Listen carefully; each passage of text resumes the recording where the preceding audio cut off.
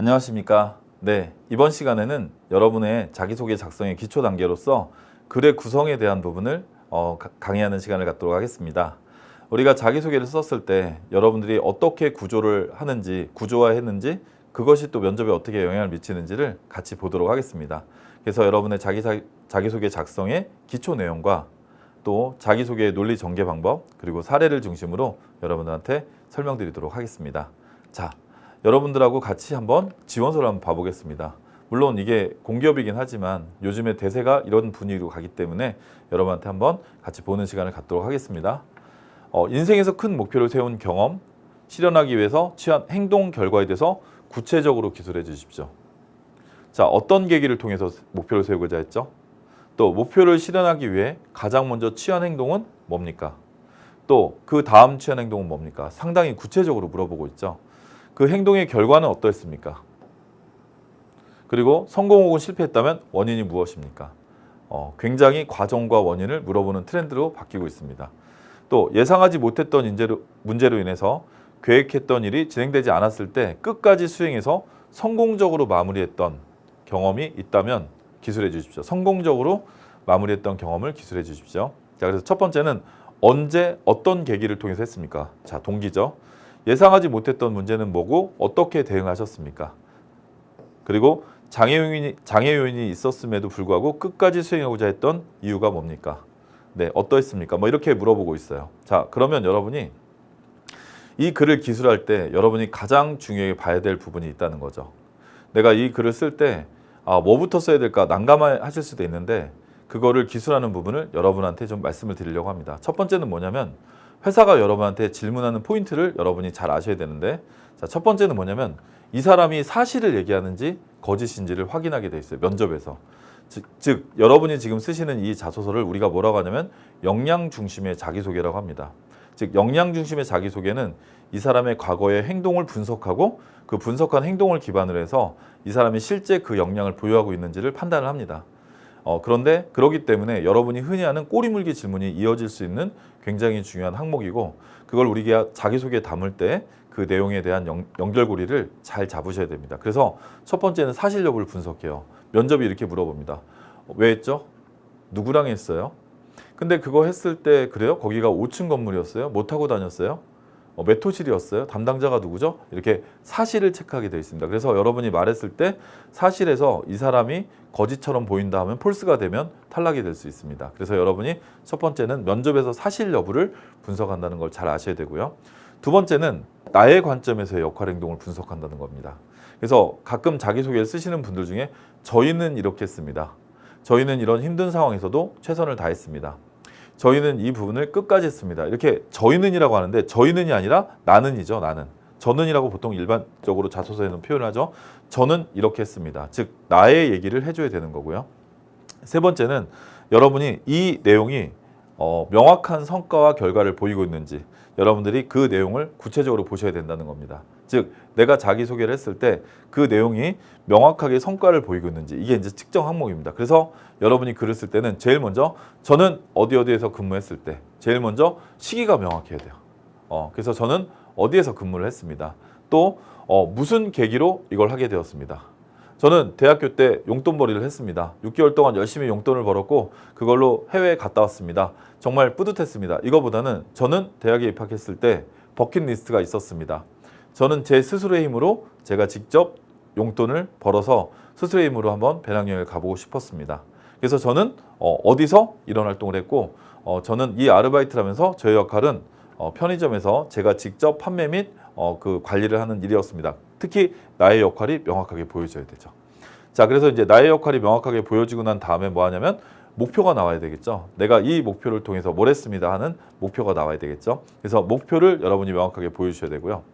그리고 이제 과정이에요. 요즘에 가장 중요하게 생각하는 게 과정이라는 얘기를 했어요. 그래서 이 과정은 뭐냐면, 하지만 여러분이 열심히 노력하다 보면 어려움이라는 게 분명히 생길 거예요. 하지만 쉽지 않았습니다.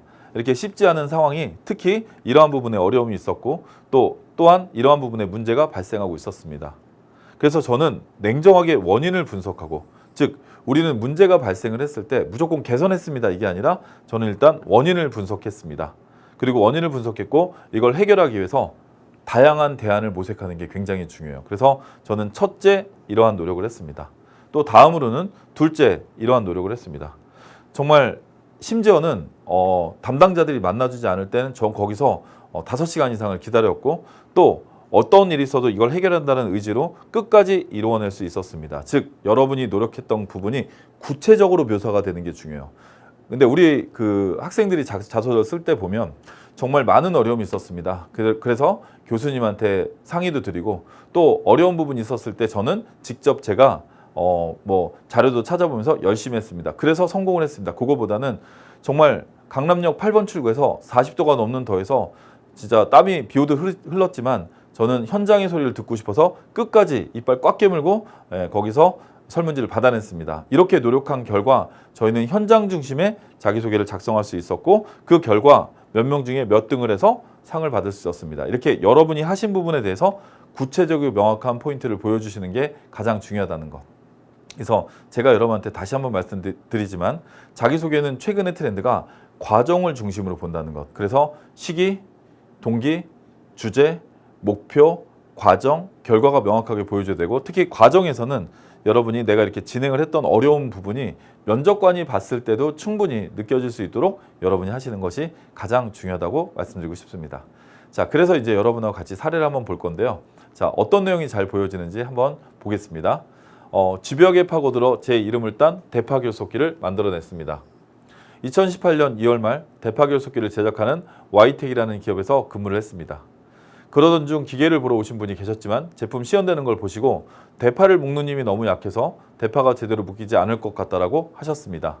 저는 곧바로 문제해결에 들어가 문제 원인을 분석하였고 대파를 결속하는 집게의 위치 문제를 해결하기 위해 지체 없이 작업에 들어갔습니다. 굉장히 주도적으로 보이죠?